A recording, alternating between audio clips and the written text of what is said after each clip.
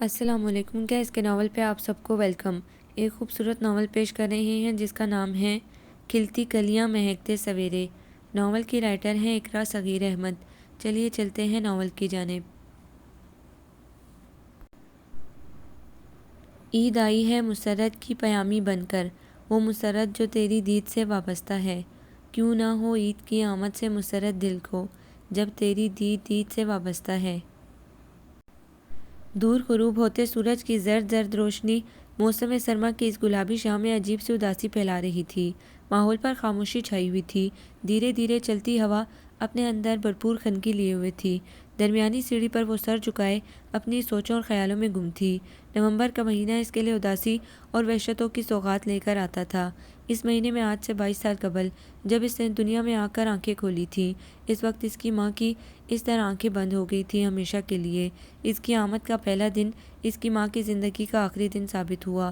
ابتدائی چند سالوں تک وہ دادی اور نانی کی آغوش میں پرورش پاتی رہی۔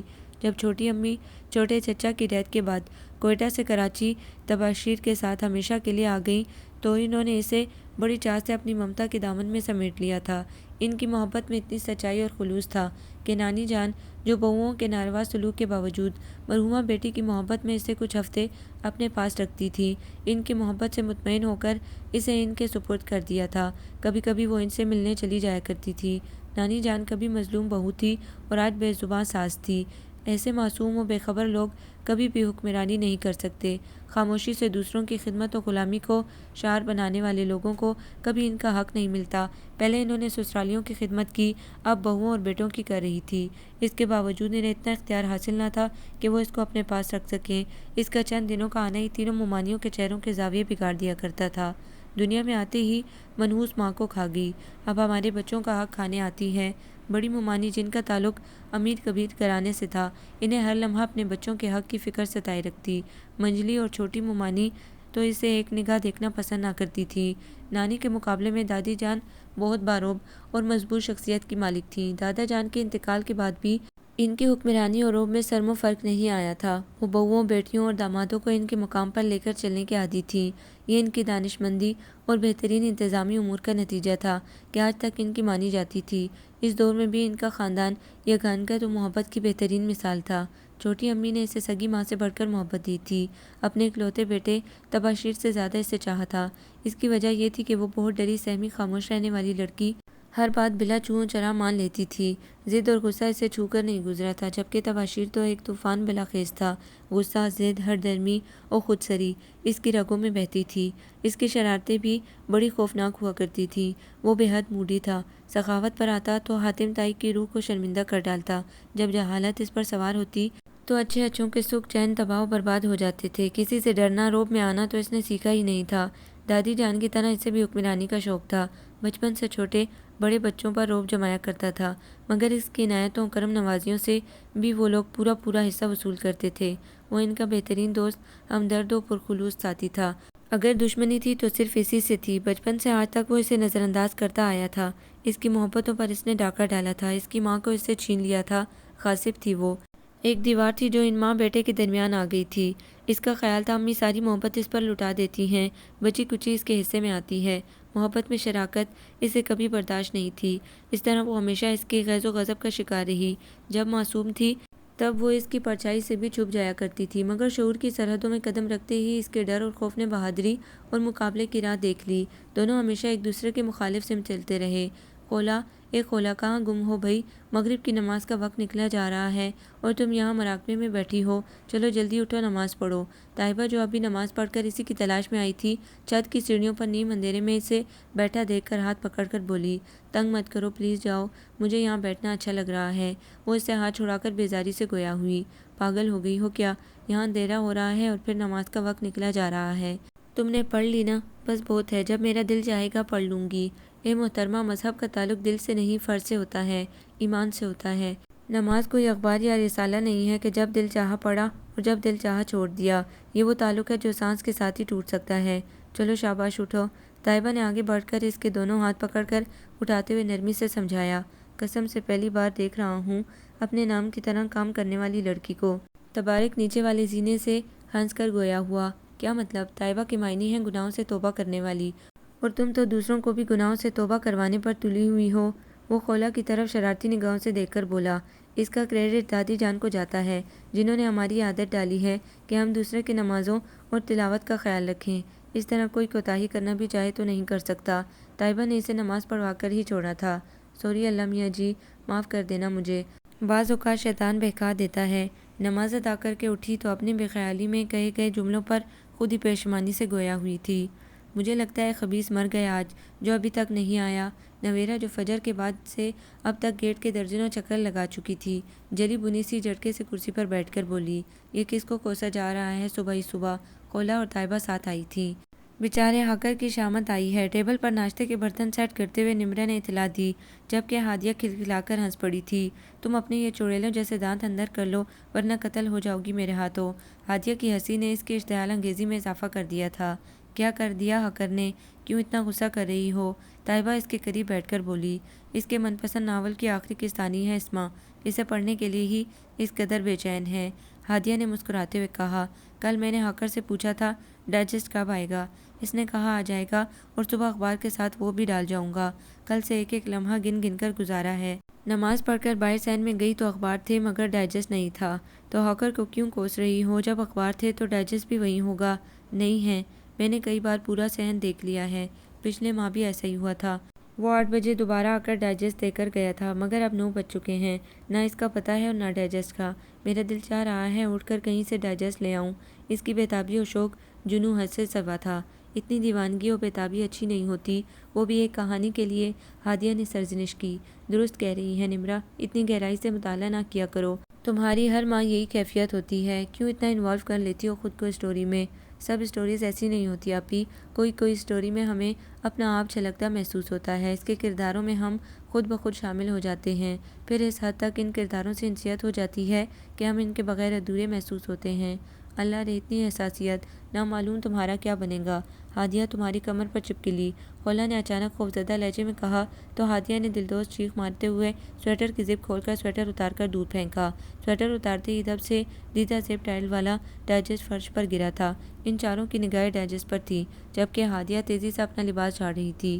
نویرا نے چپٹ کر ڈائجسٹ اٹھایا اور ہادیہ کو گور کر بولی، چڑیل، سمجھ لوں گی تم سے، ذرا یہ قسط پڑھ کر آ جاؤں۔ وہ کہتی ہوئی وہاں سے نکل گئی۔ خولا کی چالاکی ہادیہ کی اب سمجھ میں آئی تھی۔ اس کی حمایت میں تم نے مجھ سے جھوٹ بولا۔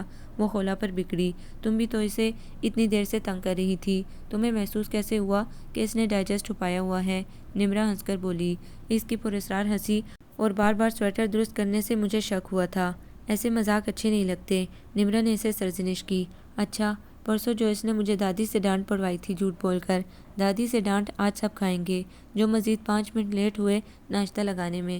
چلو ہادیہ تم سب کو اطلاع دو ناشتہ لگنے کی، ہم اتنی دیر میں میز سجا لیتے ہیں۔ خولا اسے ہدایت دے کر آگے بڑھی تھی۔ کمرے کا منظر عجیب تھا۔ تمام کزنز نویرا سے تعزیت کرنے کمرے میں جمع تھے۔ لبوں پر دبی دبی مسکراہٹوں کے ساتھ وہ اس سے تعزیت کر رہے تھے، اور خود اس کا رو رو کر برا حال تھا۔ صبح سے اس نے اب تک کچھ نہیں کھایا تھا، صدمے اور دکھ سے اس کی بھوک پیاس مر گئی تھی۔ ہائے بیچارہ عامر، کتنا ہینڈسم اور خوبصورت تھا، لڑکیاں کس قدر جان دیتی تھی اس پر۔ چلو اچھا ہوا مر گیا، ورنہ جو لڑکیاں اس پر جان دینے سے بچ گئیں، اگر وہ بھی مر جاتی تو عامر صاحب اپنی بے رخی و بے نیازی کے مظاہرے کس کو دکھاتے؟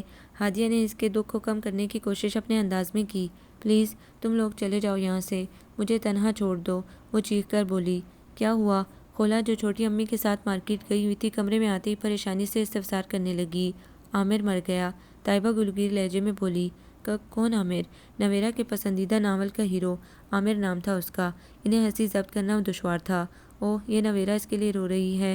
وہ حیرانی سے نویرا کی طرف بڑھی۔ ہاں، اس بار کورس میں ان کے کہکے گونجے تھے، جبکہ خولا نے نویرا کی حساس طبیعت کو جانتے ہوئے انہیں زبردستی کمرے سے نکالا اور دروازہ اندر سے لاک کر کے اس کے قریب بیٹھ گئی، جو گھٹنوں میں منہ چھپائے رونے میں مصروف تھی۔ یہ کیا بے وقوفی ہے؟ کیوں اپنا مذاق بنواتی ہو؟ فرضی کردار کی موت پر کیوں اپنی آنکھوں کے سچے موتی لٹا رہی ہو؟ کہانیوں میں ایسا تو ہوتا رہتا ہے۔ اس نے بہت پیار سے چہرہ اونچا کر کے اپنے دوپٹے سے اس کے آنسو صاف کرتے ہوئے سمجھایا۔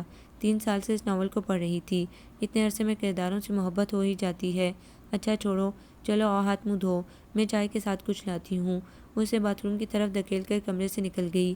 رات سے خوب سردی میں اضافہ ہو گیا تھا، تیز ہواؤں میں برف کی ٹھنڈک کھلی محسوس ہو رہی تھی۔ ناشتے سے فارغ ہونے کے بعد وہ کچن کی صفائی میں لگ گئی۔ چھوٹی امی جوڑوں کے درد کی بیماری میں مبتلا تھیں۔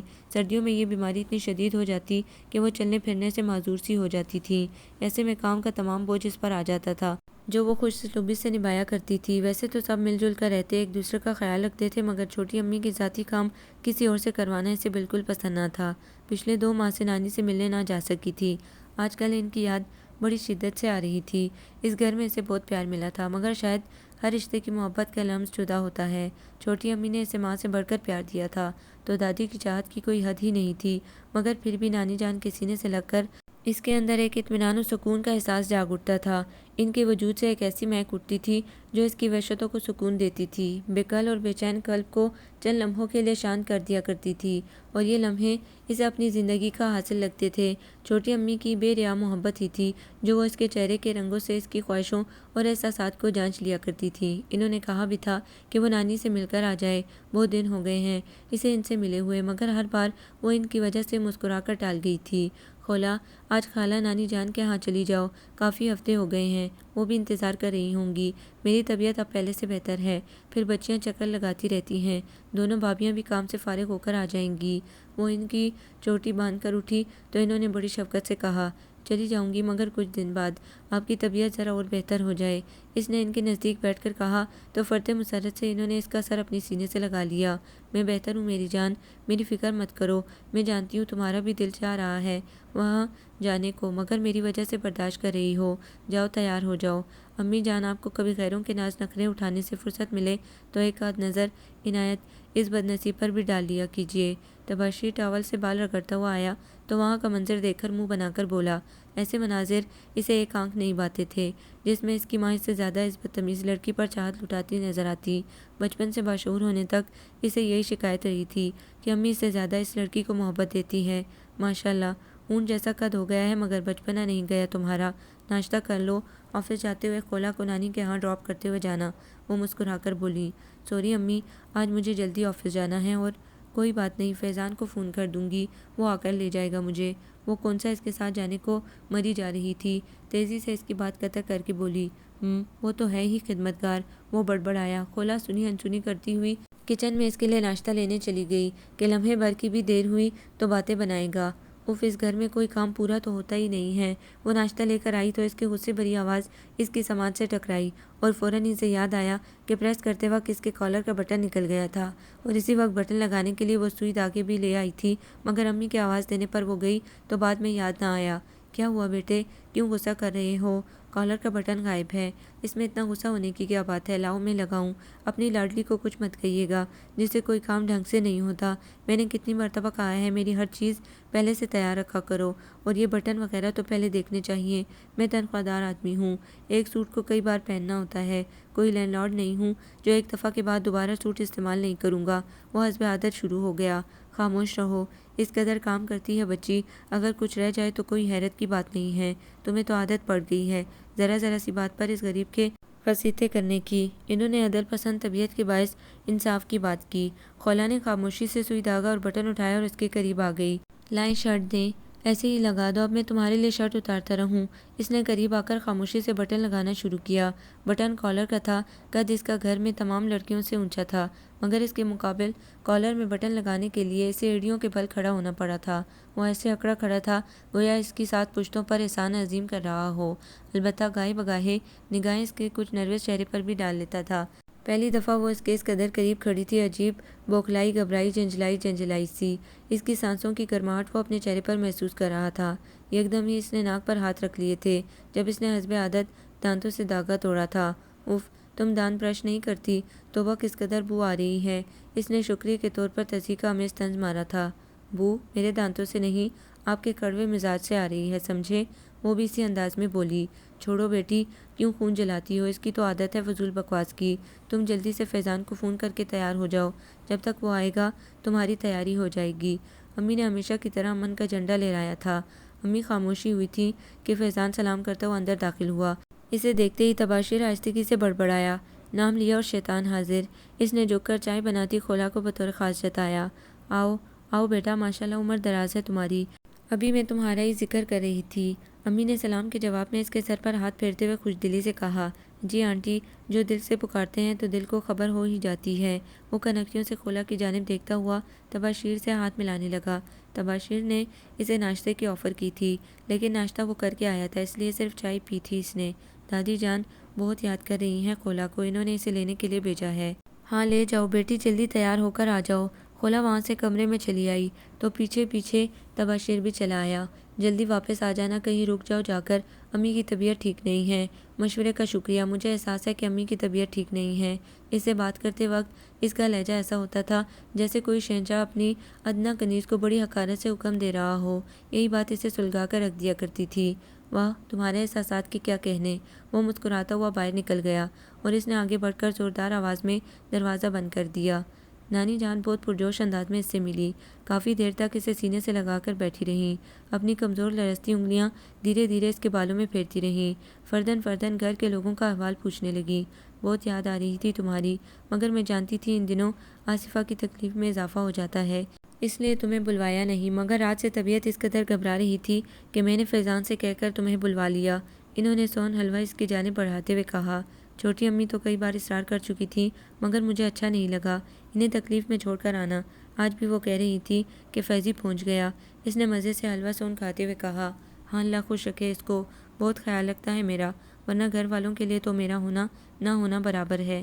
تمہاری ممانی نے دونوں بیٹیوں کی بات پکی کر دی ہے۔ کئی بار ان کے سسرال والے آئے ہیں، مگر مجال ہے جو ایک بار بھی مجھے ان سے ملایا ہو۔ ان کے آزردہ لہجے میں گھر کی بزرگ ہونے کے باوجود نظر انداز کر دینے کا دکھ بول رہا تھا۔ نانی جان کیوں دکھی ہوتی ہیں؟ ان کے رویے تو شروع سے ہی ناروا ہیں۔ بڑوں کا احترام کرنے کی تربیت مومانی جان کو اپنے گھر سے حاصل نہ ہوئی اور نہ ہی انہوں نے اپنے بچوں کو تمیز و آداب سکھائے۔ فیضان کسی کی دعا سے بچ گیا۔ بہرحال وہ آج جو بو رہی ہیں وہی کل کاٹیں گی۔ اس دنیا میں مکافات عمل بہت جلد شروع ہو جاتا ہے، اس میں زیادہ قصور ماموں کا ہے، جنہیں ماں کی فکر اور آخرت کا خیال ذرا بھی نہیں ہے۔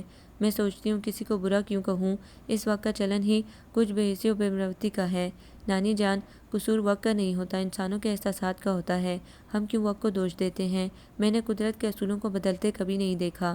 آتے جاتے موسم، ڈھلتے ابھرتے دن رات، چمکتے دمکتے چاند سورج، انسان کی پیدائش و موت، سب اسی طرح نظام قدرت رواں دواں ہے، کہیں کوئی کمی بیشی نہیں ہے۔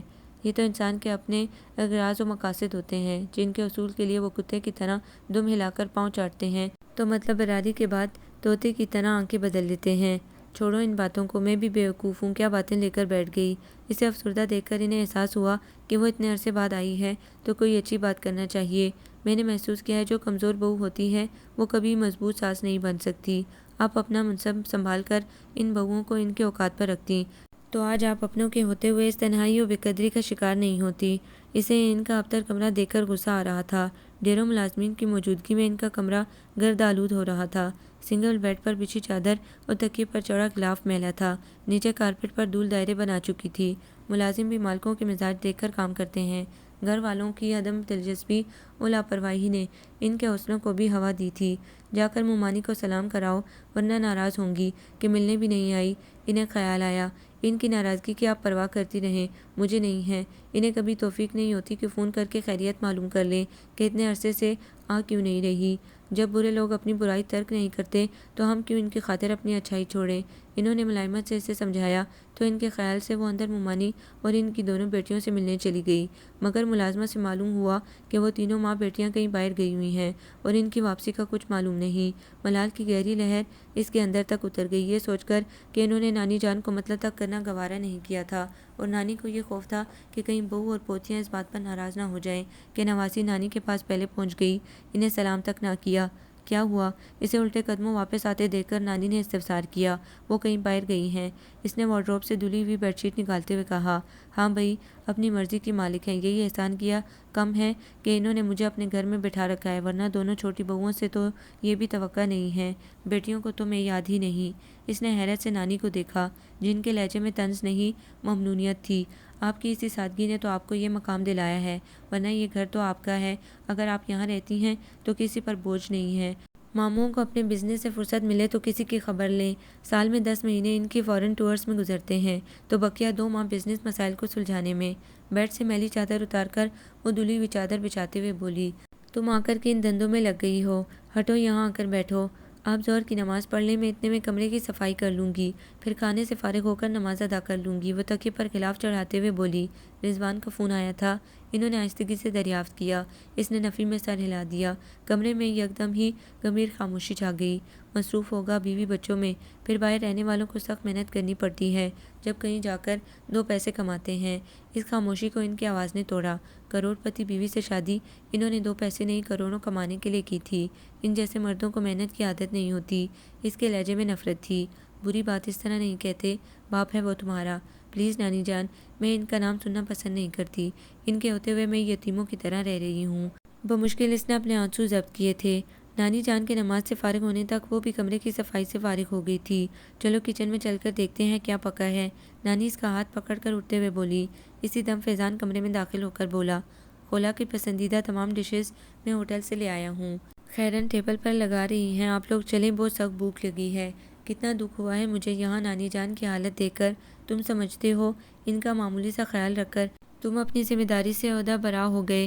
کھانے سے فارغ ہو کر اس کی فرمائش پر وہ کافی بنانے کچن میں آئی تو فیضان سے کہنے لگی، کیا ہوا پارٹنر، خاصی ناراض لگ رہی ہو؟ مجھے کہاں حق پہنچتا ہے تم سے ناراض ہونے کا؟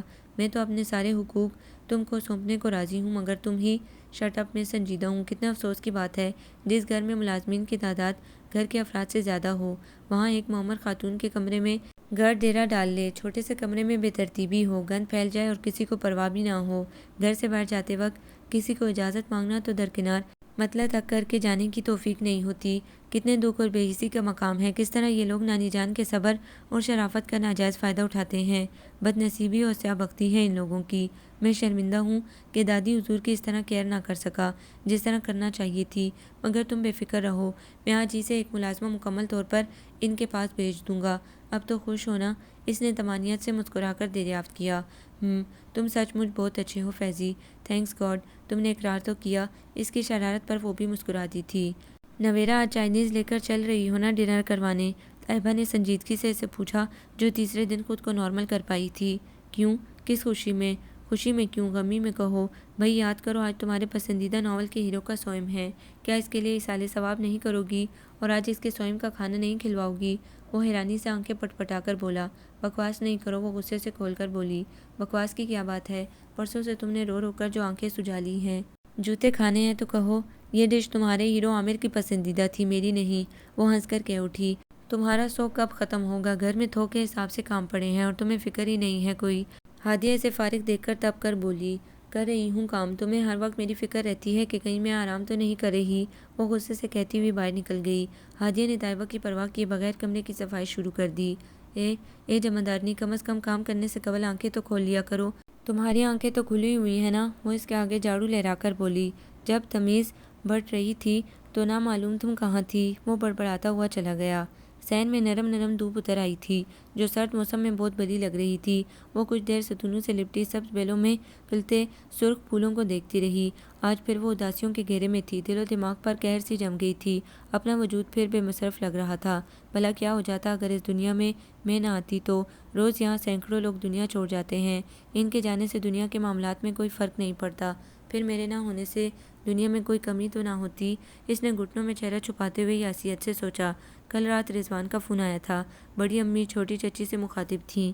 اچھا، اتنے عرصے بعد خیال آیا، کیا کہہ رہے تھے؟ وہی بے پناہ کاروباری مصروفیات کی مجبوریاں۔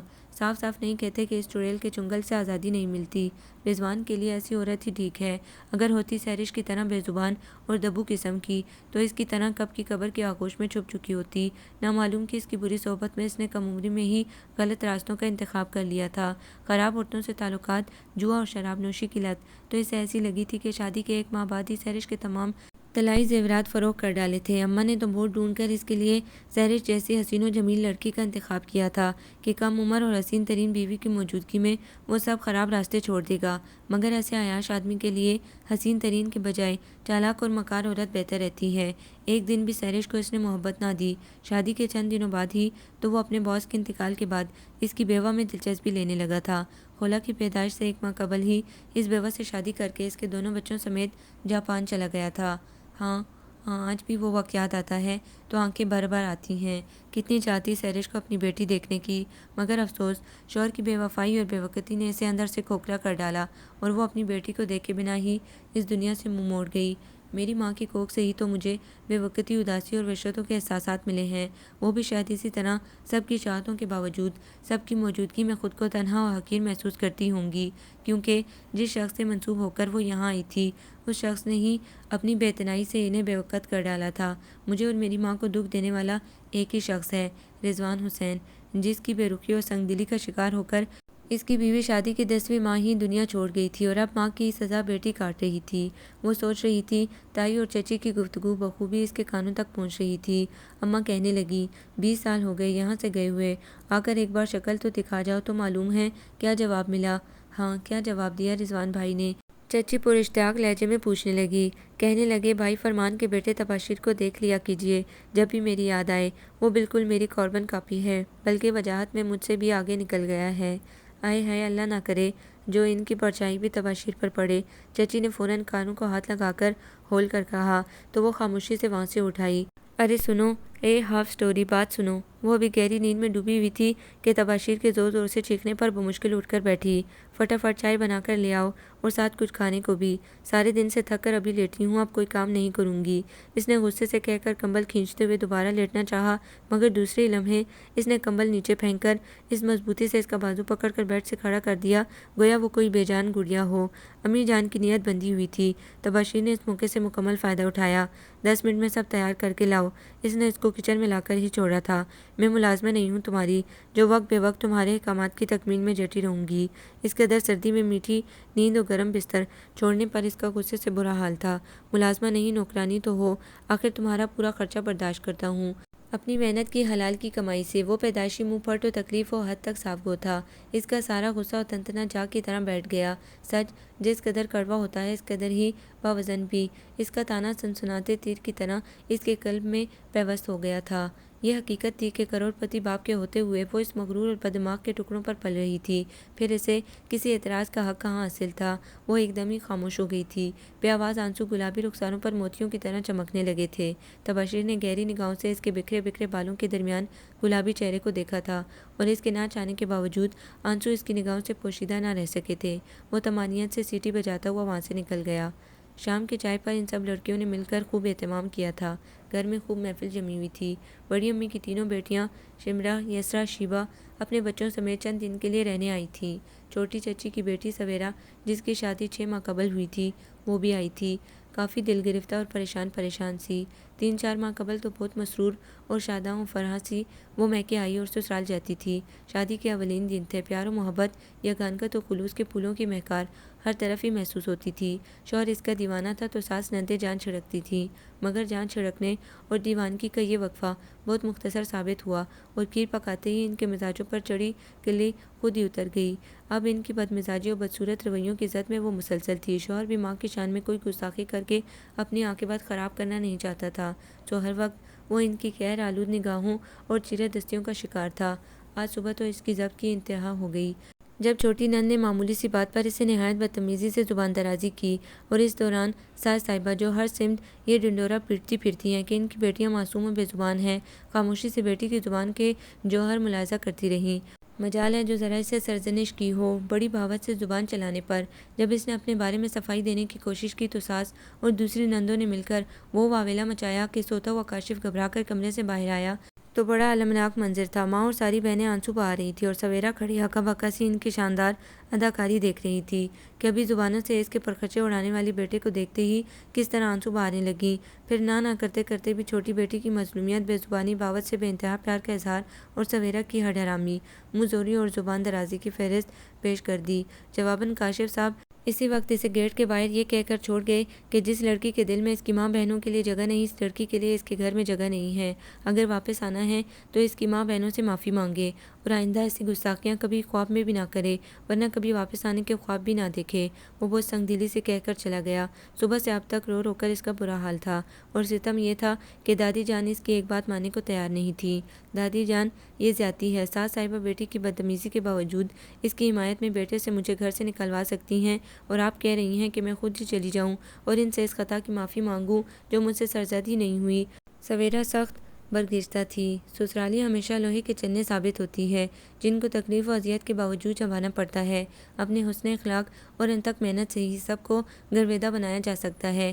بیٹی، کچھ کام زیادہ کر لینے سے اور دو باتیں کسی کی برداشت کر لینے سے تمہاری عزت بنے گی۔ آج نہیں تو کل دو خود تمہاری خوش مزاجی و اپنائیت کے متعارف ہو جائیں گے۔ دادی جان کے لہجے میں نرمی کے ساتھ ٹھوس اور بے لچک انداز تھا۔ مجھے ان کا دکھ نہیں ہے دادی جان، مگر کاشف کی بے اعتنائی اور بزدلی نے میری عزت نفس اور وقار کو ریزہ ریزہ کر دیا ہے، اعتماد اور مان کو کچل ڈالا ہے۔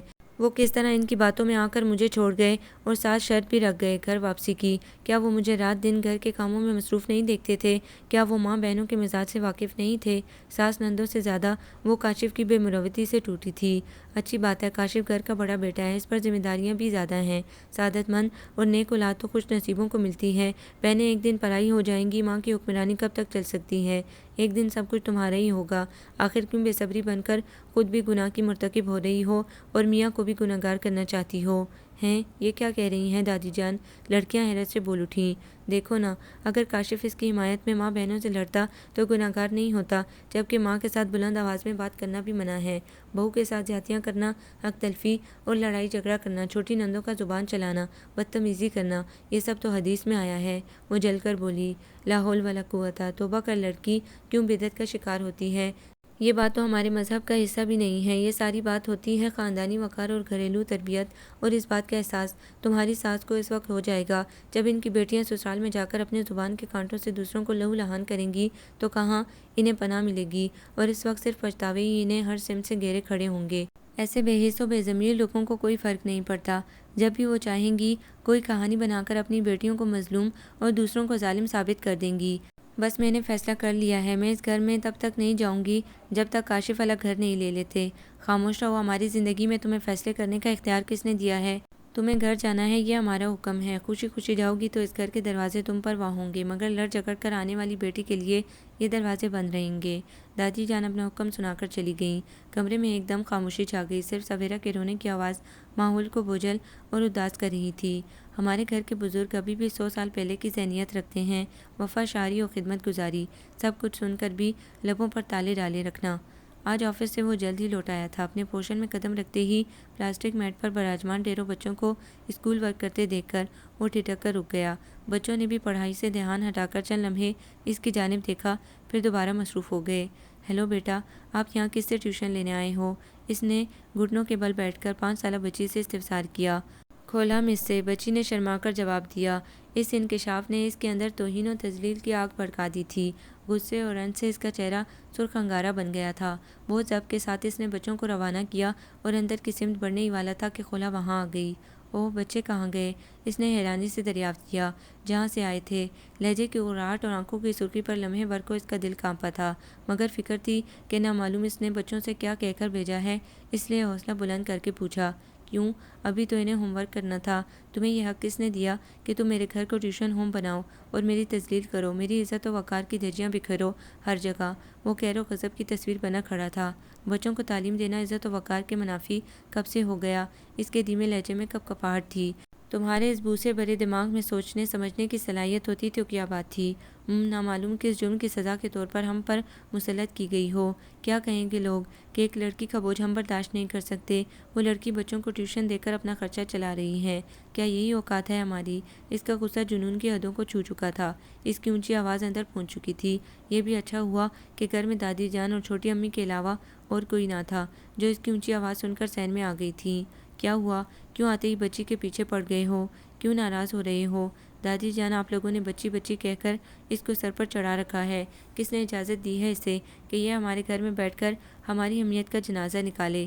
یہ تم نے کیا ہمارا گھر لگا رکھا ہے؟ یہ گھر جتنا تمہارا ہے، جتنا دوسروں کا ہے، اتنا ہی حق اس کا بھی اس گھر پر ہے۔ یہ بات خوب ذہن نشین کر لو۔ اور یہ کیا معیوب بات کر دی میری بچی نے جو تم یوں آپے سے باہر ہو رہے ہو؟ چھوٹی امی اپنی موجودگی میں سے ایک گرم نگاہ سے نہ دیکھنے دیتی تھی۔ اس وقت دھیرے دھیرے کانپتا وجود، بے مائگی اور تانا زنی سے سفید پڑتا چہرہ اور بھیگی بھیگی آنکھوں سے چھلکتا خون ان کو تڑپا گیا۔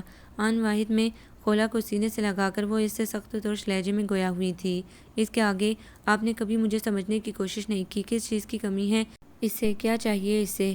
کون سے دوڑ دور کرنے کے لیے اس نے ٹیوشن دینے شروع کی؟ اسے روپے کی ضرورت تھی، آپ سے کہتی، مجھ سے کہتی، کیوں ہمارا تماشا بنانے کی کوشش کی؟ آج ٹیوشن ہوم سے ابتدا ہوئی ہے، کل کشکول لے کر نکل پڑیں گی محترمہ، ہماری عزت کو مزید چار چاند لگانے کے لیے، اور آپ اسے بچی کا بچپنا ہی سمجھتی رہیے گا۔ وہ دب دب کرتا ہوا اپنے روم میں گھس کر باتھ روم میں چلا گیا۔ 1 گھنٹے بعد نیم گرم شاور لے کر کمرے میں آیا تو دادی جان اور چھوٹی امی کو چائے سینڈوچ کے ہمراہ اپنا منتظر پایا تو چند لمحے کے لیے نادم ہو کر رہ گیا کہ غصے میں وہ خود پر بالکل بھی قابو نہ پا سکتا تھا۔ اب بھی ایسا ہی ہوا تھا، لیکن اس بار خولا کی غیر ذمہ دارانہ حرکت نے اسے ذہنی صدمہ پہنچایا تھا۔ غسل نے یقیناً تمہارا غصہ ٹھنڈا کر دیا ہوگا اور عقل و فہم کو لوٹا دیا ہوگا۔ آ کر چائے پیو، ٹھنڈی ہو جائے گی۔ امی نے ناراض لہجے میں پلیٹ میں چپس، کیچپ اور سینڈوچز رکھ کر پہلے ساس کو دی، دوسری پلیٹ اس کے لیے ٹیبل پر رکھ کر کہا، مجھے معلوم تھا آپ کو اس چپکلی کی طرفداری کرنی ہے، بھلے ناجائز ہی ہو۔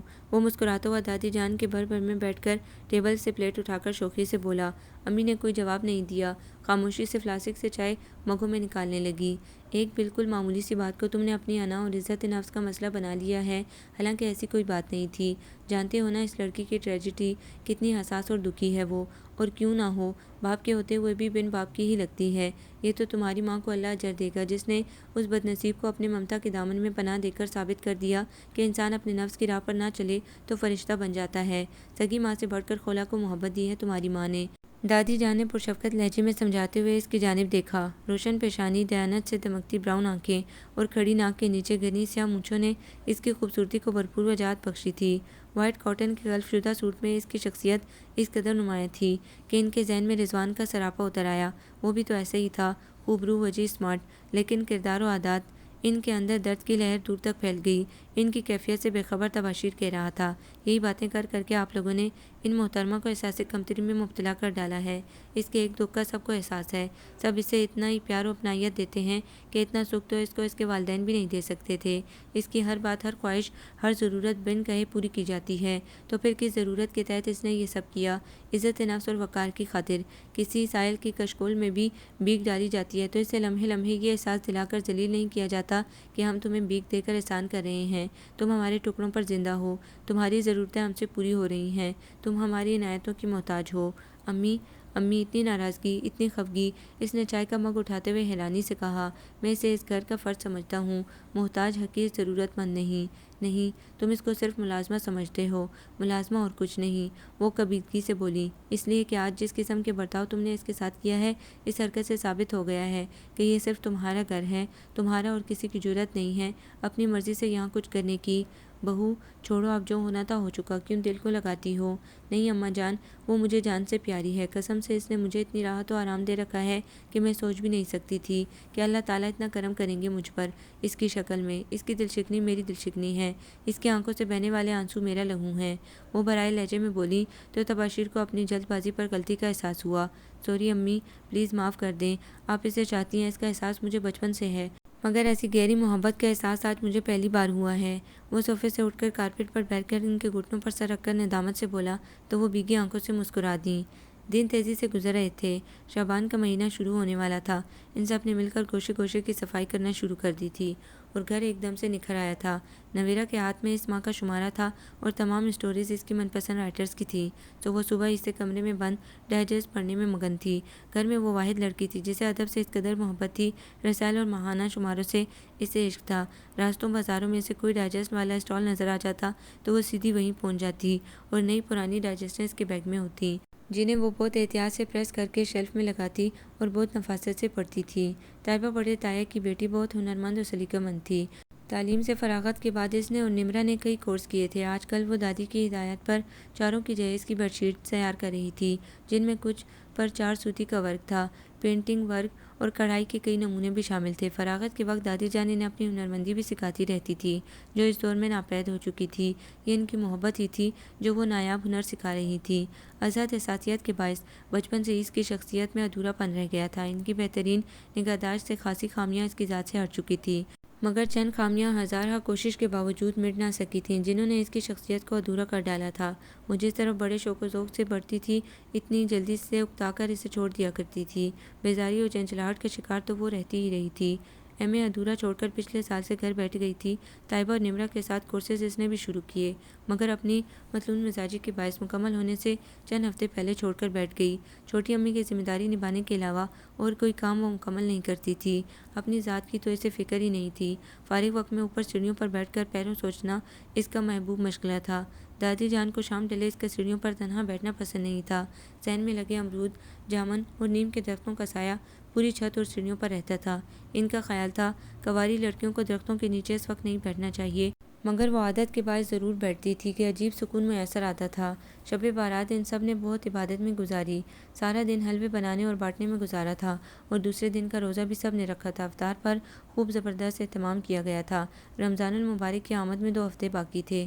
انہوں نے اس کے استقبال کی تیاریاں شروع کر دی تھیں۔ ویسے تو ماہانہ خریداری کچن کے سامان کی ہر ماہ ہوتی تھی، مگر رمضان کے لیے خصوصی تیاری ہوتی تھی۔ تائی اور چچی مل کر بازار گئی ہوئی تھی، نیا ڈنر سیٹ اور مسالے کے ڈبے وغیرہ لینے۔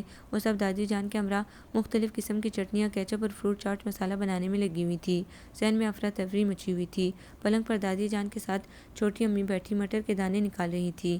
دادی جان کی ڈائریکشن عروج پر تھی۔ خولا نے کیچپ کے لیے سرخ بڑے بڑے ٹماٹر دھو کر دیگچی میں بوائل کرنے رکھے تھے اور دوسرا سامان تیار کرنے بیٹھ گئی تھی۔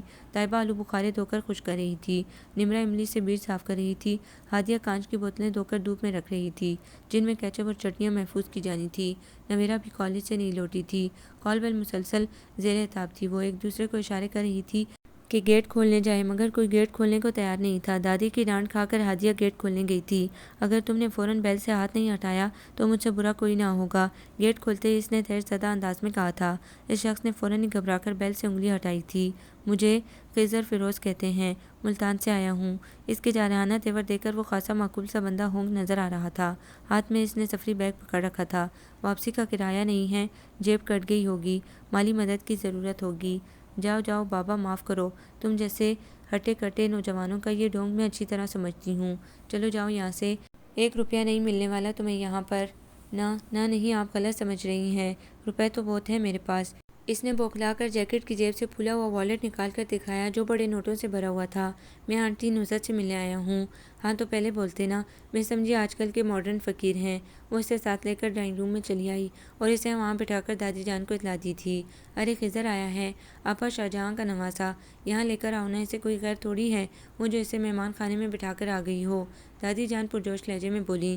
ارے دادی جان، ضروری تھوڑی ہے آپ ہر آنے جانے والوں کو اپنی پوتیوں کے سکراپے اور سلیقہ مندی کے ہنر دکھائیں۔ اس وقت ذہن کی حالت کسی شریف آدمی کو بٹھانے کے قابل نہیں ہے۔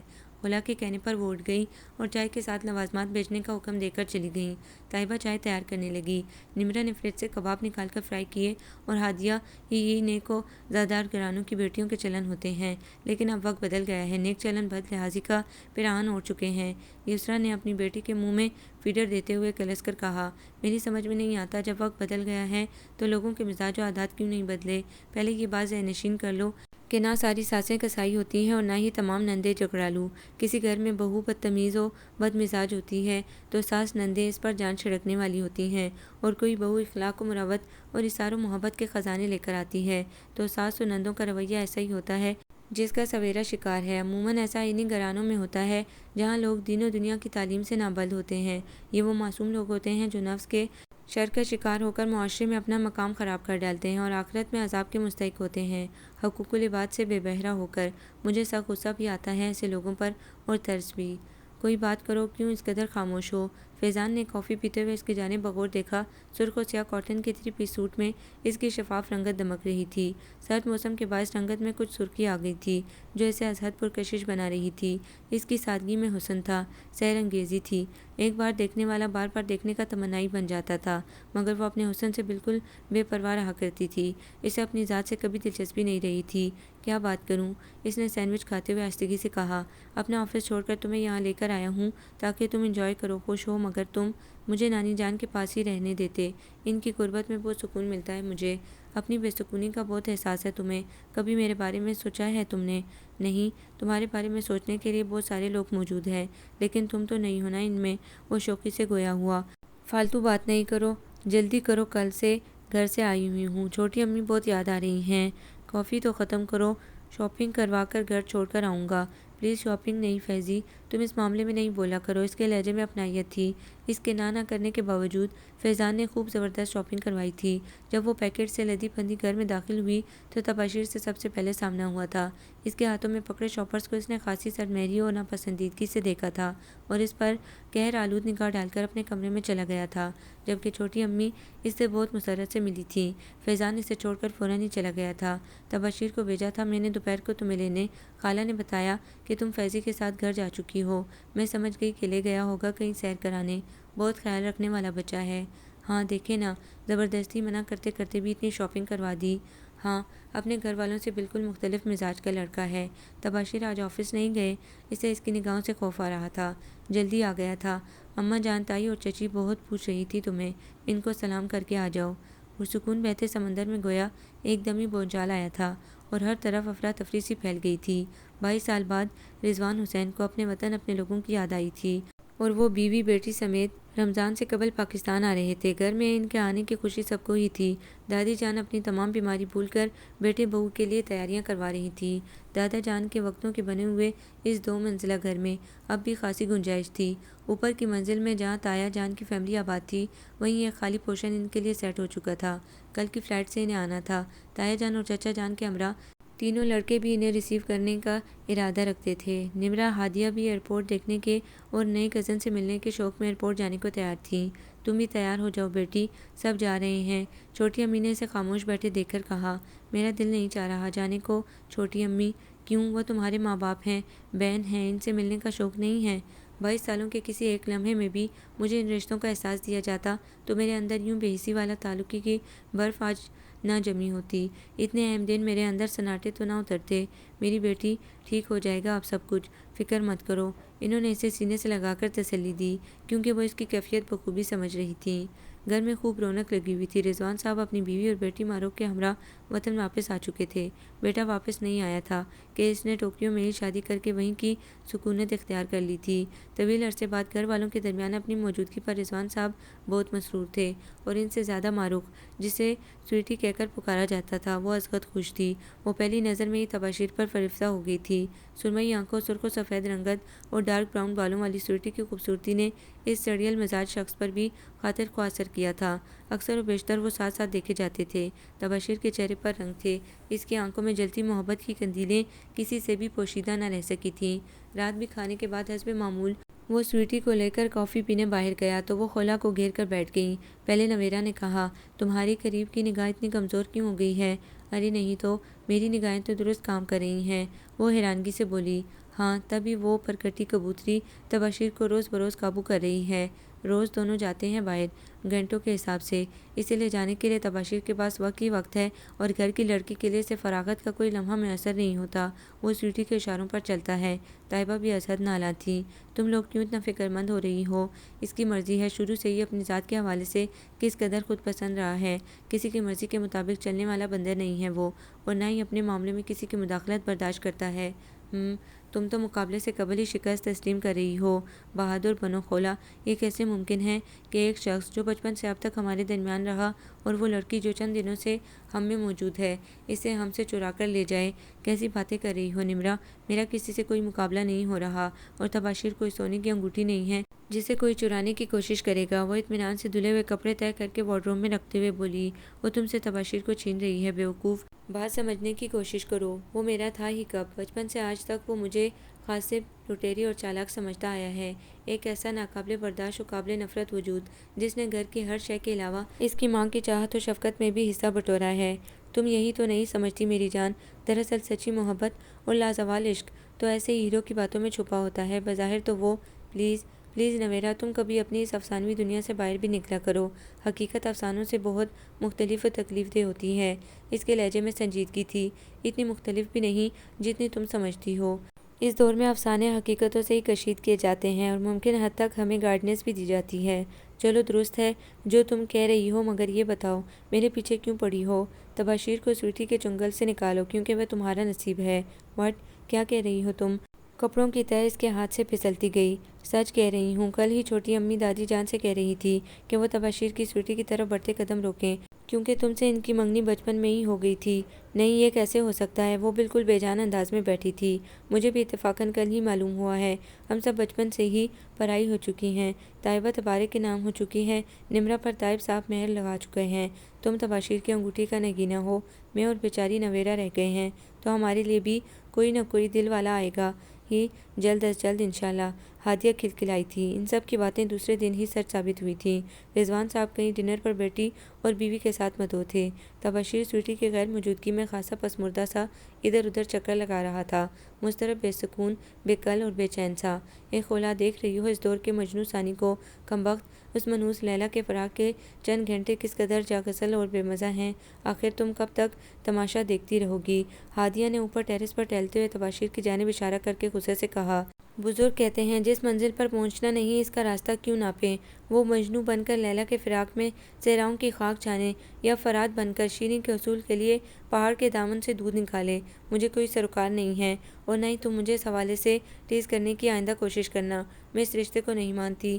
اس نے سختی سے کہہ کر آنکھیں موند لی تو وہ کئی لمحے تک تعصب زدہ نگاہوں سے اسے دیکھتی رہی، پھر چلی گئی۔ اس کے قدموں کی چاپ دور ہوئی تو اس نے آنکھیں کھول لیں۔ کمرے کی تنہائی اور خاموشی اس کے اندر تک اترتی چلی گئی اور وہ کافی دیر تک ویران نگاہوں سے چھت کو گھورتی رہی۔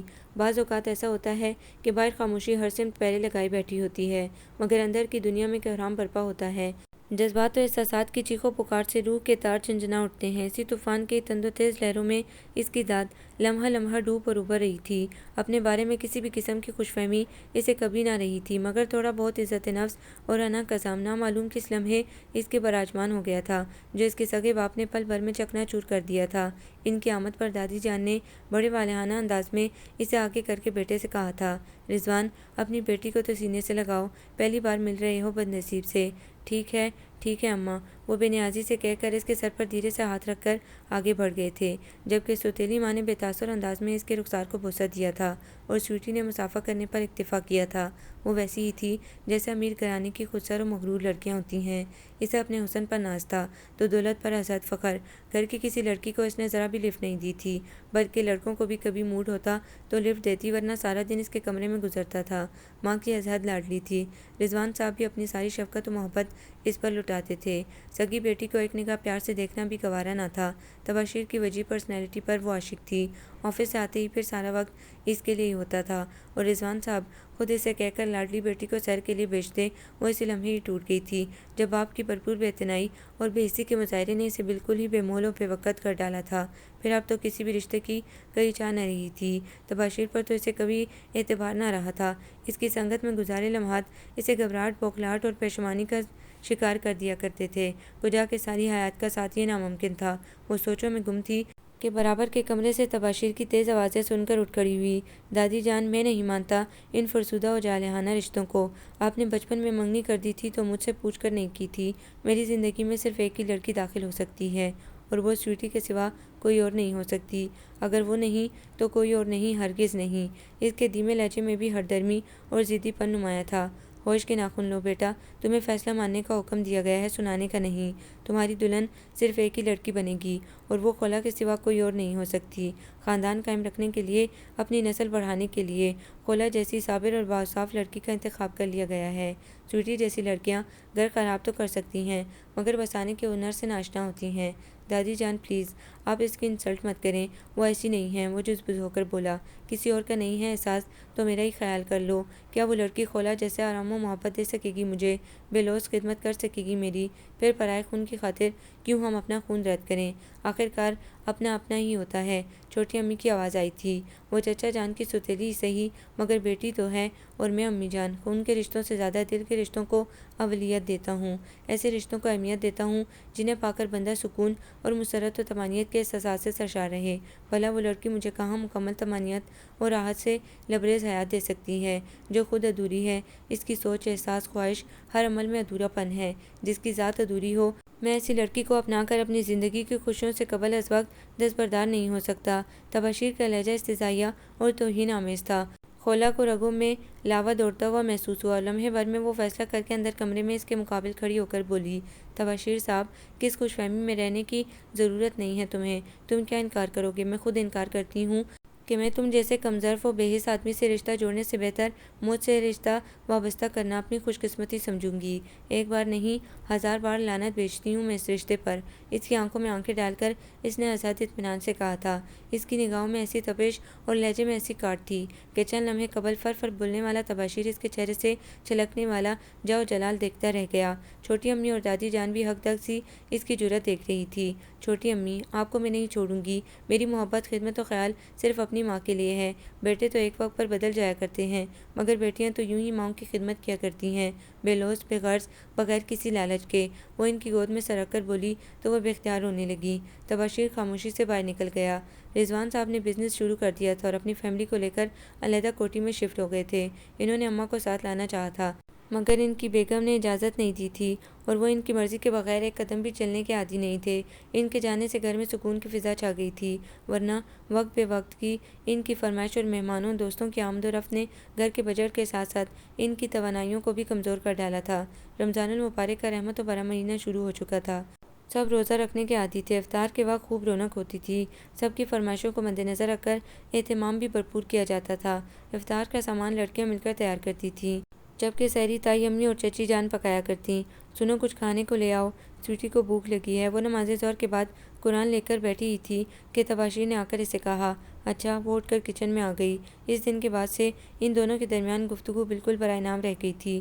وہ یاد سے اس کا ہر کام تیار کر کے پہلے ہی رکھ دیا کرتی تھی، اور اس کی بھی یہی کوشش ہوتی تھی کہ کسی طرح اس سے مخاطب نہ ہونا پڑے۔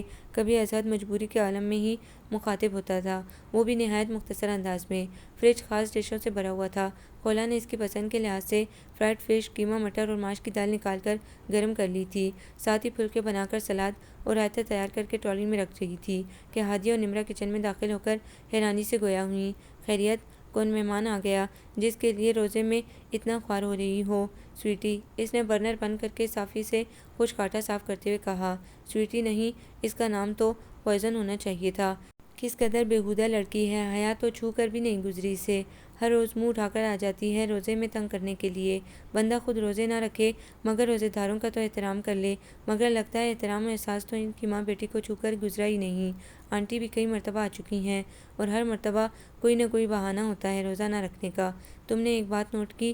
ہم لوگوں کو انہوں نے صرف ایک بار کہا تھا کہ ان کی شاندار کوٹھی دیکھنے آئیں، مگر اس کے بعد وہ دوسرے تیسرے دن خود ہی چلی آتی ہیں کہ کہیں ہم نہ وہاں پہنچ جائیں اور انہیں مہمانداری کرنا پڑ جائے۔ ہادیہ خاصی تپی ہوئی تھی۔ کنجوس نمبر 1 ہے۔ ہمیں گفٹ کیسے دیے تھے؟ استعمال شدہ پرفیومز، گھسی پیٹی میک اپ کٹس جو ہم نے ایک بار بھی استعمال نہیں کی، اور بس بس خاموش رہو، کیوں اپنا روزہ مکروہ کر رہی ہو؟ کم از کم روزے میں تو ان باتوں سے پرہیز کیا کرو، اس نے ٹرالی گھسیٹتے ہوئے تنبیہی لہجے میں کہا۔ غلط تھوڑی بول رہے ہیں، اور اس بات کا خیال تو تباشیر بھائی کو رکھنا چاہیے، خود تو پورے روزے رکھتے ہیں اور اپنی اس کچھ لگتی کو روزے رکھنے کی فضیلت نہیں بتاتے۔ وہ انہیں یوں ہی بک بک کرتا چھوڑ کر تباشیر کے کمرے میں چلی آئی۔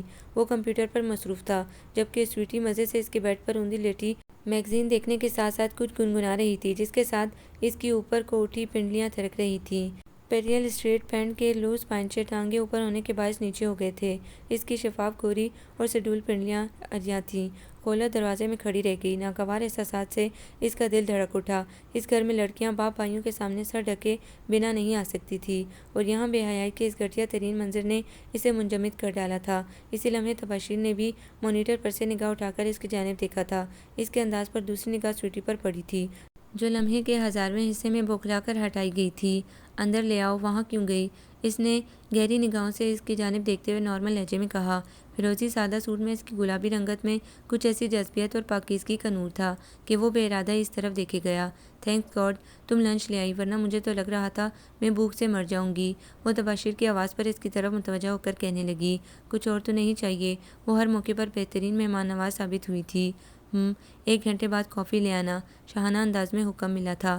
بڑے ماموں نے نئی برانچ اسلام آباد میں بنائی تھی اور اس کا چارج فیضان نے سنبھالا تھا۔ گھر میں کوئی بھی اسلام آباد سیٹل ہونے کو تیار نہ تھا کہ کراچی جیسی گہما گہمی صرف کراچی میں ہی نظر آتی ہے۔ فیضان کو ویسے بھی ان کی اتنی ضرورت نہیں تھی، وہ گھر میں دادی سے فری تھا، ان کے قریب تھا، سو خولا کے اصرار پر وہ انہیں اپنے ساتھ اسلام آباد لے گیا تھا۔ وہاں جا کر دادی جان آزاد خوش تھیں، جبکہ گھر میں وہ بے قدری کا شکار تھیں۔ فیضان نے انہیں پورے بنگلے کی حکمرانی سونپ دی تھی۔ پہلی بار انہیں اپنی حیثیت و مرتبے کی شناخت ہوئی تھی، ان کا اعتماد اور بردباری لوٹ آئی تھی۔ خولا بہت خوش تھی، اس کی پہلی خواہش تھی وہ انہیں پر اعتماد با اختیار دیکھنا چاہتی تھی، جو فیضان کی وجہ سے ممکن ہوا تھا، جس کے لیے وہ تہ دل سے اس کی ممنون تھی اور مطمئن بھی۔ وہ جانتی تھی کہ ایک بار پنچھی کو پنجرے سے آزادی نصیب ہو جائے تو وہ آخری سانس تک غلامی اور قید کی زندگی نہیں گزار سکتا۔ ہمت و حوصلے سے ہر جال کو کاٹ دیتا ہے۔ فیضان تم بہت گریٹ ہو، بہت اچھے، اتنے پیارے کہ میں سوچ بھی نہیں سکتی تھی کہ اس دھرتی پر کوئی فرشتہ بھی انسان کے روپ میں موجود ہو سکتا ہے۔ اس کا فون آیا تو وہ بے اختیار کے اٹھی تھی۔ ہاں پھر بتاؤ بارات لے کر کب آؤں؟ دوسری جانب سے وہ کہکا لگا کر گویا ہوا۔ شٹ اپ، بات کو غلط رنگ مت دیا کرو۔ غلط نہیں، خوشی کا رنگ دے رہا ہوں، وہ شوق ہوا۔ پلیز فیضان، تم مجھے عزیز ہو، پسند ہو، اتنی محبت کرتی ہوں میں تم سے جتنی اگر میرا کوئی بھائی ہوتا تو اس سے کرتی۔ شاید وہ بھی مجھے اتنی محبت و اپنائیت کا احساس نہ دے پاتا جیسا تم سے ملا ہے، اور ضروری نہیں ہمارا فخر ہمارا مانسگ خون سے ہی وابستہ ہو۔ بے لوث محبتیں ہمیشہ پائیدار ہوتی ہیں، اور پھر جو ہمیں معمولی سی بھی اہمیت دے، ہمیں چاہے ہمارا خیال رکھے، اپنائیت کے یہ مظاہرے تاحیات اس کا گرویدہ بنا ڈالتے ہیں۔ اس کی آواز بھیگنے لگی تھی۔ اف، ایک تو تم لڑکیوں میں یہ بھائی بنانے کی عادت بہت گھٹیا ہوتی ہے، کر دی نا ساری محنت برباد، سارے خواب بے رنگ کر دیے۔ اس نے مصنوعی خفگی سے کہا، کیوں اپنی نیکیاں برباد کر رہے ہو؟ اب تو ماما کو زارا کے لیے ہاں کرنا ہی پڑے گی، تم نے تو ہری جھنڈی دکھا دی ہے۔ اس نے خاصے درد بھرے لہجے میں کہا تھا، مگر لہجے میں چھپی بشاشت و شوخی نے اس کے ذہن سے کئی بوجھ اتار پھینکے تھے۔ پھر دادی جان سے کافی دیر بات کر کے اس کے اندر سکون اتر گیا تھا۔ گھر میں رونق عروج پر تھی، چاروں لڑکیاں اپنی سسرالیوں سے آئی ہوئی تھیں، جن میں سویرا بہت خوش اور مطمئن تھی۔ بالآخر اس کی فرض شناسی اور صبر رنگ لے آیا تھا۔ سسرال میں اسے وہ مقام مل گیا تھا جس کی وہ تمنائی تھی۔ اس کی چھوٹی نند جو اصل فساد کی جڑ تھی، اسے اللہ نے ایسی ہدایت دی کہ نہ صرف اس نے اس کی عزت کرنا شروع کی، بلکہ ماں بہنوں کو بھی راہ راست پر لے آئی۔ گھر کے ماحول مزاجوں کے بدلنے سے ہی بدلتے ہیں۔ انہیں صحیح و غلط کی تمیز ہوئی تو غلط فہمیوں اور بدگمانیوں کا اندھیرا چھوٹ کر محبت و یگانگت کی روشنی پھیل گئی تھی۔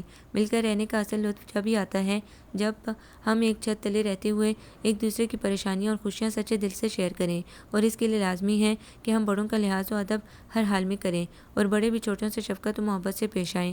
انہیں بہت پیار سے غلط باتوں سے دور رہنے کی تلقین کریں کہ ہمارے مذہب سے ہمیں یہی درس ملتا ہے۔ سویرا خوش تھی، دادی جان کے عزت احساد مند تھی کہ وہ انہوں نے بالکل درست موقع پر اسے گائیڈ کیا تھا۔ اگر وہ بھی عام عورتوں کی طرح اسے گھر بٹھا لیتی اور سسرال کے خلاف کر دیتی تو وہ کبھی بھی اصل مسرتوں سے فیضیاب نہیں ہو سکتی تھی۔ اسے خوش دیکھ کر سب خوش تھے۔ عید پر دادی جان نے طیب اور تبارک کی منگنیوں کا پروگرام ترتیب دیا تھا، سو اب دوہری تیاریاں ہو رہی تھیں۔ طیبہ اور ہادیہ سلائیوں میں مصروف تھیں۔ تایا جان، چچا جان، دادی اور تائی چچی اور چھوٹی امی کے ہمراہ تراویح کے بعد نامعلوم بند کمرے میں کیا میٹنگیں کر رہی تھیں، جن میں ایک دن تباشیر نے بھی شرکت کی تھی۔ کیا بات ہے ڈیئر، بہت خاموش ہو، کوئی پرابلم ہے کیا؟ سویٹی نے آئس کریم کھاتے ہوئے اس کی جانب دیکھا۔ وائٹ کاٹن کے سوٹ میں اس کی اجلی اجلی رنگت نمایاں تھی۔ نہیں، بھلا مجھے کیا پرابلم ہو سکتی ہے؟ اس نے ہنستے ہوئے جواب دیا، میری موجودگی میں تمہیں کوئی پرابلم ہونی بھی نہیں چاہیے۔ اس نے اطراء کے کہا، کیوں؟ میرے تمام بوائے فرینڈز مجھ سے یہی کہتے تھے کہ میری کمپنی میں کوئی بور نہیں ہو سکتا۔ کتنے بوائے فرینڈز تھے تمہارے؟ اس کے اندر تپش سی پھیل گئی تھی۔ یاد نہیں، اس نے فخر سے کندھے اٹھا کر جواب دیا، پھر اس کی جانب دل ربائی سے دیکھتے ہوئے گویا ہوئی، جب میں نے انکل کے پاس تمہاری اسنیپ دیکھی تو مجھے یقین ہی نہیں آیا کہ پاکستان میں بھی کوئی بوائے اس قدر بیوٹیفل ہینڈسم پرسنالٹی والا ہو سکتا ہے، اور تمہیں دیکھ کر احساس ہوا کہ تم تو تصویر سے بھی بڑھ کر ہو۔ اس کے انداز میں اس قدر بے باکی اور خود اعتمادی تھی کہ لمحے بھر کو تو وہ بھی پزل ہو گیا تھا۔ یعنی تم صرف میری خاطر آئی ہو؟ اس نے ہونٹوں سے دعا خارج کرتے ہوئے کہا، یس، تمہاری خاطر ہی کلائیو کو چھوڑا ہے میں نے، ورنہ اب تک تو ہم میرٹ ہو چکے ہوتے۔ بہت جان دیتا تھا مجھ پر اور مجھے بھی بہت پسند تھا، مگر جب تمہیں دیکھا تو سب کچھ بھول گئی۔ اگر کوئی مجھ سے بھی حسین مل گیا تو کل تم مجھے بھی چھوڑ دو گی۔ اس کی مسکراہٹ میں کاٹ تھی۔ کیا تم سے زیادہ کوئی اور خوبصورت ہو سکتا ہے؟ ہاں، حسن مجھ پر تو ختم نہیں ہوتا۔ او کم آن، کیا وہ ٹاپک لے کر بیٹھ گئے ہو؟ تمہیں اچھی باتیں کرنی نہیں آتی؟ اس نے جھنجھلا کر آئس کریم کا خالی کپ ٹیبل پر رکھا اور پرس میں سے لپسٹک اور مرر نکال کر ہونٹوں پر لپسٹک کا نیا کوٹ پہن لیا۔ اگر دادی جان دیکھ لیں تمہیں اس طرح میک اپ میں اس مبارک ماہ میں تو ایسی ڈانٹ پڑے گی کہ پھر کبھی میک اپ کو ہاتھ بھی نہ لگاؤ گی۔ اس نے شوخی سے کہا، مائنڈ یو مسٹر، وہ آپ کی گرینڈ مدر ہے، میری نہیں۔ میں بھی ان کو ایسا جواب دوں گی کہ ڈانٹنا بھول جائیں گی۔ مجھے تو ماما بھی کچھ نہیں کہہ سکتی۔ وہ نخوت سے بولی، وہ انکل رضوان کی ماما ہے، تو اس حوالے سے تمہاری بھی گرینڈ مدر ہوئی۔ اس کے گستاخانہ انداز پر اس کا دماغ گھوما تھا، مگر ریسٹورنٹ کا خیال کر کے ضبط کرنا پڑا۔ انکل رضوان میرے فادر نہیں ہیں۔ میرے فادر اس ملک کے سب سے بڑے بزنس مین تھے۔ ان کے آگے انکل کی کوئی ویلیو نہیں ہے۔ انہوں نے میرے فادر کی دولت پر قبضہ جمانے کے لیے ماما سے شادی کی تھی، اور اس وقت کاروباری دشمنوں کی وجہ سے ماما کو مضبوط سہارے کی ضرورت تھی۔ چنانچہ ماما نے مجبوری میں ان سے شادی کی اور جاپان چلی گئیں۔ چلو تمہیں گھر ڈراپ کر دوں۔ اس سے ضبط نہ ہوا تو بھنا کر اٹھ کھڑا ہوا۔ اس کا بگڑا ہوا موڈ اور سرخ چہرہ دیکھ کر اسے احساس ہوا کہ وہ کیا بول رہی تھی، مگر وہ کیا کرتی کہ اس نے رضوان صاحب کو کبھی عزت دی ہی نہ تھی۔ وہ اس کے لیے کبھی بھی قابل احترام نہیں رہے تھے۔ راستہ بالکل خاموشی سے کٹا تھا۔ وہاں جا کر مسز رضوان نے اسے زبردستی روک لیا تھا۔ بیٹا، کافی پی کر جانا۔ مجھے معلوم ہے اس سرپھری لڑکی نے اتنے سرد موسم میں بھی آئس کریم پسند کی ہوگی۔ بیٹھ جاؤ، ملازمہ کافی لا رہی ہے۔ انہوں نے زبردستی سے بٹھایا تھا۔ جاپان سے احمد کی کال آئی ہے، اس کی وائف کی ڈیلیوری ہونے والی ہے، اس نے ہمیں بلایا ہے، ہمیں جلد ہی جانا ہوگا۔ دوبارہ اتنی جلدی کہاں آنا ہوگا؟ میں چاہتی ہوں آپ جلدی اپنے گھر والوں کو بھیجیں تاکہ جلد سویٹی سے فارغ ہو کر ہم جائیں۔ گھر والوں کی آمد سے سویٹی کی فراغت کا کیا تعلق ہے؟ آپ کے ہاں سے پروپوزل آئے گا، تبھی تو میں سویٹی سے آپ کی شادی کروں گی۔ آپ سے کس نے کہا کہ میں سویٹی سے شادی کروں گا؟ کیا کہہ رہے ہیں بیٹا؟ سویٹی کے ساتھ اس قدر انڈرسٹینڈنگ اور آپ کو غلط فہمی ہوئی ہے آنٹی، میں نے تو مہمان نوازی نبھائی تھی۔ حیرت ہے، اتنے ایڈوانس ماحول میں موو کرنے کے باوجود آپ نے یہ کیسے سوچ لیا کہ میں سویٹی سے شادی کروں گا؟ لیکن میں نے تو جاپان میں احمد سے آپ کے لیے فرم خریدنے کی بات کی ہے تاکہ آپ بھی جاپان جا کر دولت کما سکیں۔ یہاں کیا رکھا ہے؟ پھر سویٹی آدھی جائیداد کی خود مالک ہے۔ دولت کی مجھے یہاں بھی کوئی کمی نہیں ہے۔ بہت جلد میں اپنی نئی فرم کا افتتاح کرنے والا ہوں۔ تایا جان نے بہترین علاقے میں سب کی کوٹھیاں الگ الگ خریدی ہیں جو اب تعمیر کے آخری مراحل میں ہیں۔ ویسے بھی مردوں کو اپنی قوت بازو کی کمائی پر گزارا کرنے کی عادت ہونی چاہیے، ورنہ اس میں اور گلی کے آوارہ کتے میں کوئی فرق نہیں رہتا۔ اس نے اٹھتے ہوئے دو ٹوک لہجے میں کہا، یہ کیا کہہ رہے ہو تباشیر؟ میں تمہارے بغیر نہیں رہ سکتی۔ سویٹی جو سکتے کی کیفیت میں اس کی باتیں سن رہی تھی، تڑپ کر گویا ہوئی۔ میں نے کبھی بھی تمہیں سہانے خواب نہیں دکھائے، اس لیے تم مجھے الزام نہیں دے سکتی۔ اور ایک بات، یہ ہم مردوں کا المیہ ہے کہ ہم کتنے ہی ماڈرن کیوں نہ ہو جائیں، مگر اپنے سے وابستہ رشتوں کو کھرا اور شفاف دیکھنا پسند کرتے ہیں۔ اور کچھ دیر قبل جو تم نے دادی جان اور انکل کی شان میں گستاخی کی ہے، تمہاری اس بدتمیزی نے تمہیں میرے دل سے ہمیشہ ہمیشہ کے لیے نکال پھینکا ہے۔ تمہاری رسائی اب میرے خیالوں تک بھی ناممکن ہے۔ ملازمہ کافی لے آئی تھی، مگر وہ رکا نہیں، سیدھا گیٹ کی سمت بڑھ گیا۔ خضر فیروز کا رشتہ ہادیہ کے لیے آیا اور دادی جان نے فوراً ہی منظور کر لیا، کیونکہ وہ دیکھے بالے لوگ تھے۔ ہادیہ کو حیرت تھی کہ بھلا اس کو اس میں ایسی کیا خوبی نظر آئی تھی جو اس نے اسے پسند کیا تھا، حالانکہ اس دن غصے میں اس سے خاصی بدتمیزی سرزد ہو گئی تھی کہ وہ اس سے کوئی فقیر سمجھ کر دھتکار چکی تھی۔ وہ کسی کام سے کراچی آیا تھا اور 2 دن یہاں رہا تھا اور بہانے سے اپنے پاس خاصے بھاری نوٹوں کی موجودگی کا احساس دلاتا رہا تھا۔ آج کل وہ ان کی چھیڑ چھاڑ کا نشانہ بنی ہوئی تھی۔ کھولا تم نے ایک تبدیلی نوٹ کی؟ وہ کچن صاف کر کے ہاتھ دھو رہی تھی کہ طیبہ نے برتن کیبن میں لگاتے ہوئے کہا، کون سی تبدیلی؟ تبشیر کا آفس کے بعد کا سارا وقت اب گھر میں گزرنے لگا ہے۔ ہاں، آج کل چھوٹی امی اور دادی جان بہت خوش ہیں، ورنہ کچھ عرصے سے وہ انہیں فراموش کر بیٹھا تھا۔ وہ سب سویٹی کی سنگت کا اثر تھا۔ شاید اب ان لوگوں میں کچھ انبن ہو گئی ہے، جو نہ وہ آ رہی ہے، اسے بھی گھر والوں کی ضرورت محسوس ہو رہی ہے۔ چلو بچیوں، سو جاؤ، بہت وقت ہو گیا ہے، پھر سحری میں اٹھنے میں پریشانی ہوگی۔ دائی امی وہاں سے گزری تو روشنی دے کر کچن میں آ کر ان سے مخاطب ہوئیں۔ رمضان کا آخری عشرہ چل رہا تھا۔ بالکل غیر متوقع طور پر اس نے سنا کہ تباشیر نے اس سے شادی کرنے کی خواہش ظاہر کی ہے۔ اس کا تو غم و غصے سے برا حال ہو گیا یہ سن کر، مگر ایک طرح سے اسے خوشی بھی ہوئی تھی کہ بڑوں کی طرف سے اس پر کوئی زبردستی نہیں تھی۔ مگر گھر کی تمام لڑکیوں کی یہی کوشش تھی کہ وہ تباشیر کو معاف کر دے، اور وہ ایسی کسی سخاوت اور دریا دلی کے مظاہرے کے لیے تیار نہیں تھی۔ میں بھلا کس طرح اس مکمل شخص کا ساتھ دے سکتی ہوں؟ میری خواہش اور جذبات تشنا ہے، میرا ہر عمل ادھورا ہوتا ہے۔ میری ذات کی طرح میں ہمیشہ کی غاصب، لٹیری اور دوسروں کی محبتوں میں حصے بٹورنے والی اس قابل کہاں ہوں؟ نمرہ اور ہادیہ کے بار بار کہنے پر وہ سخت لہجے میں بولی، تمہاری ادھوری ذات ان کا ساتھ پا کر مکمل ہو جائے گی، فکر کیوں کرتی ہو؟ نویرہ ہنس کر بولی، تم لوگوں سے تو بات کرنا ہی فضول ہے۔ وہ بنا کر لاؤنج سے نکلی تھی اور اندر آتے ہوئے تباشیر سے پوری شدت سے ٹکرائی تھی۔ آنکھیں بھی کمزور ہو گئی ہیں کیا تمہاری؟ اس نے پیشانی سلاتے ہوئے کہا۔ جواباً وہ خاموش رہی اور جھٹکے سے آگے بڑھ گئی۔ مجھ سے بات بھی نہیں کر رہی، کیا ناراض ہو؟ وہ اس کے پیچھے ٹیرس پر چلا آیا۔ ماحول میں خنکی تھی، ہوا سرد تھی، خوابیدہ ماحول پر خاموش سکوت چھایا ہوا تھا۔ 26ویں شب کا چاند پوری آب و تاب سے چمک رہا تھا۔ نہیں، اس کی سپاٹ آواز میں کوئی ایسی بات ضرور تھی جس کے احساس سے تباشیر کے لبوں پر مسکراہٹ پل بھر کو چمک کر معدوم ہو گئی۔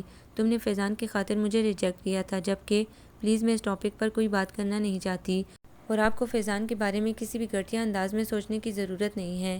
اس نے تیزی سے کہہ کر آگے بڑھنا چاہا کہ اسی لمحے اس نے آگے بڑھ کر اس کا ہاتھ پکڑ لیا۔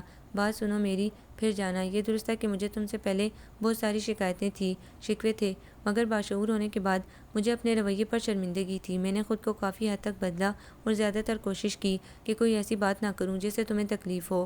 مجھے تو کوئی ایسی تبدیلی محسوس نہیں ہوئی، اس نے کھٹ سے جواب دیا۔ محسوس کرنے سے ہر بات محسوس ہوتی ہے، اور تم میں ایسی حس کہاں ہے؟ ہاں، میں تو ہوں ہی بے حس اور ادھوری۔ پلیز پلیز مجھے سمجھنے کی کوشش کرو۔ مجھے اعتراف ہے کہ مجھے یہ غلط فہمی شروع سے ہی تھی کہ تم فیضان میں انٹرسٹڈ ہو، اور یہ خیال میرے اندر ایسی آگ سی بھڑکا دیا کرتا تھا کہ اس کی تپش میں مبتلا ہو کر میں تم سے زیادتی کر جایا کرتا تھا۔ چند لمحے خاموش رہ کر اس نے اس کے جھکے ہوئے چہرے کو دیکھا، پھر گویا ہوا۔ اسی فرسٹریشن کا شکار ہو کر میں سویٹی کی طرف بڑھا تھا۔ پہلے اس کا ساتھ مجھے بہت اچھا لگا، مگر بہت جلد اس کی بے باک فطرت اور آزاد خیال طبیعت نے مجھے بے چین و بددل کر دیا۔ پھر بالکل غیر ارادی طور پر تمہارا اور اس کا موازنہ کیا کہ ہم سالوں سے ساتھ رہتے آ رہے ہیں، جن میں بے شمار موقع تنہائی کے بھی ملے ہیں، اور اس دوران ہمارے درمیان کوئی چیپ حرکت ہونا تو درکنار، ہم ایک دوسرے کو نگاہ اٹھا کر بھی نہیں دیکھتے تھے۔